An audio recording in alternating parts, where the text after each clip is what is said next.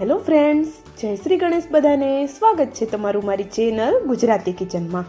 ચણાનો લોટ શેકવાની કે લોટનું બેટર બનાવવાની ઝંઝટ વગર 5 જ મિનિટમાં બની જાય તેવું એકદમ ચટાકેદાર સરગવાનું શાક બનાવશું એક નવી ટ્રીક સાથે. મસાલાથી એકદમ લથપથ એવું જોરદાર ટેસ્ટી શાક બને છે. બનાવવું જેટલું સરળ છે એનાથી ક્યાંય વધારે ખાવામાં ટેસ્ટી બને છે અને આ કડકડતી ઠંડીમાં રોટલા, રોટલી, ભાખરી, ખીચડી સાથે ખાવાની ખૂબ મજા પડે તેવું બને છે. અને જો તમારું સરગવાનું શાક સારું ન બનતું હોય તો આ એકદમ સરળ એવી રીત એકવાર ચોક્કસ ટ્રાય કરવા જેવી છે. તો ચાલો બનાવવાનું શરૂ કરીએ. તો એના માટે આપણે અહીંયા સરગવાની સિંગો લઈ લીધી છે. તો સિંગ છે એને આપણે હવે સરસ એવી વોશ કરી અને આપણે એને કટ કરી લઈએ. તો સિંગને કઈ રીતે કટ કરવાની એ તો બધાને ખબર હોય છે અને તમારા ઘરમાં આ સિંગના કેવડા પીસીસ શાકમાં ખવાય છે એ રીતનું તમારે સિંગને અહીંયા કટ કરી લેવાનું છે. તો જો અહીંયા બધી સિંગને એ જ રીતે હું કટ કરી લઉં છું અને પછી તમને બતાવું છું. ત્યાં સુધીમાં જો વિડીયો તમને પૂરો જોયા પછી થોડો પણ જો પસંદ આવે તો વિડીયોને લાઇક, શેર અને ચેનલને સબસ્ક્રાઈબ જરૂરથી કરી દેજો અને સાથે જ બાજુમાં આપેલા બેલને પણ પ્રેસ કરી દેજો જેથી કરીને આવી જ નવી નવી રેસીપીની નોટિફિકેશન તમારા સુધી પહેલા આવે. તો જો અહીંયા સિંગ છે એના મેં આવા મીડિયમ સાઇઝના પીસીસ કરી અને બધી સિંગ એ જ રીતે આપણે કટ કરેલી છે. તો ચાલો હવે આ બધી સિંગ કટ થઈ ગઈ છે તો આપણે એને બાફવાની છે. તો જો આ સિંગ છે બફાઈને રેડી હશે તો માત્ર 5 જ મિનિટમાં તમારું શાક બનીને તૈયાર થઈ જશે અગાઉ કોઈ તૈયારી કર્યા વગર. તો જો સિંગને બાફવા માટે આપણે અહીંયા એક પેન કે પછી કડાઈમાં પાણી ગરમ થવા માટે રાખી દીધું છે. પાણી છે એ આપણું સરસ એવું ગરમ થાય એટલે આપણે એમાં અડધી ચમચી જેટલું મીઠું એડ કરી દઈએ અને આપણે જે સિંગ કટ કરીને રાખી છે સિંગો એડ કરી દઈએ. તો જો અહીંયા હું થોડી વધારે પ્રમાણમાં સિંગ લઉં છું. બધી સિંગનું આપણે શાક નથી બનાવવાનું, હું થોડી સાઈડમાં એમ જ ખાવા માટે પણ રાખી દઈશ. ચાલો એને આપણે ઉપરથી કવર કરી દીધી અને 80% જેટલી કૂક થાય ત્યાં સુધી આપણે એને થવા દેવાની છે.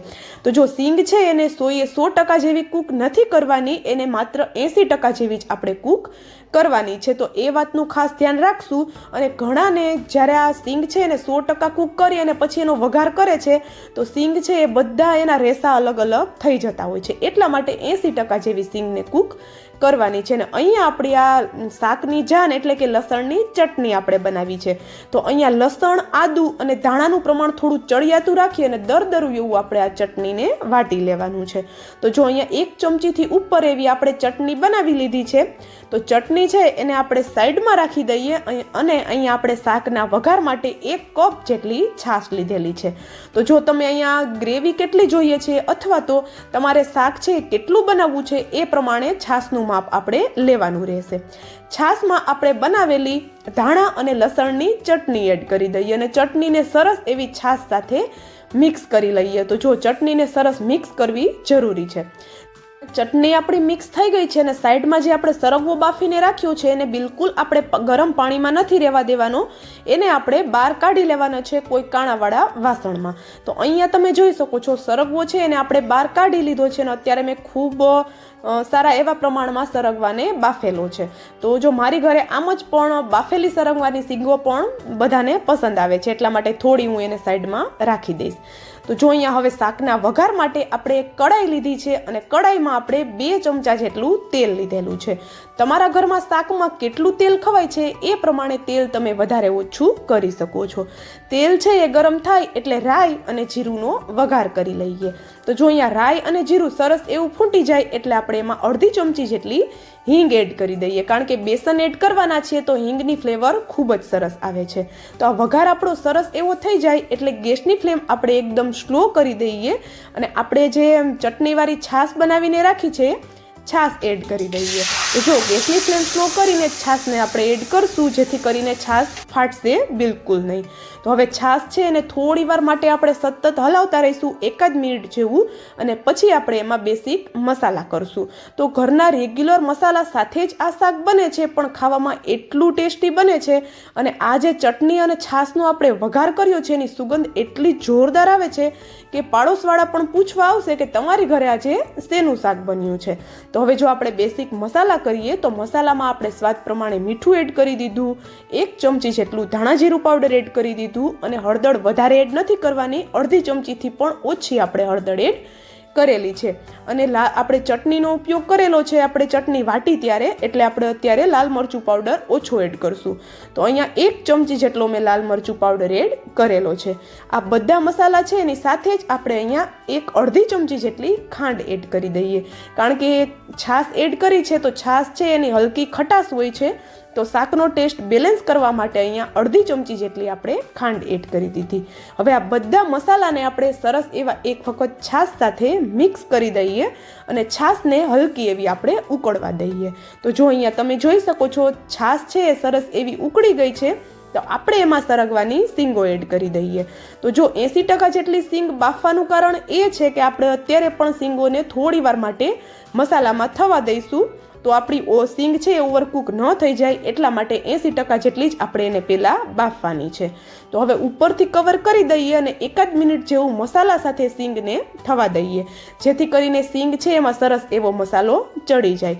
તો અહીંયા તમે જોઈ શકો છો સરસ એવી આપણી ગ્રેવી ઉકળી ગઈ છે અને 1 મિનિટ પછી આપણે ઢાંકણ ખોલી અને એક વખત બધી વસ્તુને સરસ એવી આપણે મિક્સ કરી લઈએ.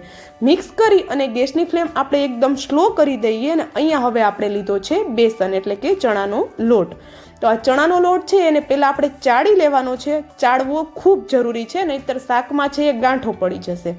તો ચાળેલો ચણાનો લોટ છે આપણે એને બિલકુલ શેકેલો નથી, કાચો જ ચણાનો લોટ આપણે લીધેલો છે.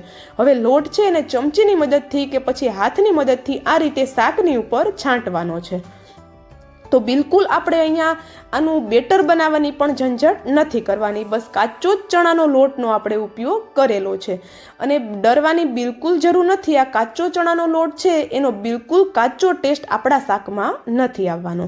તો જો જેટલો લોટ તમારે જોઈએ છે એટલો શાકમાં એડ કરી દેવાનો છે અને અહીંયા આપણે હવે એને ઉપરથી કવર કરી દેવાનું છે.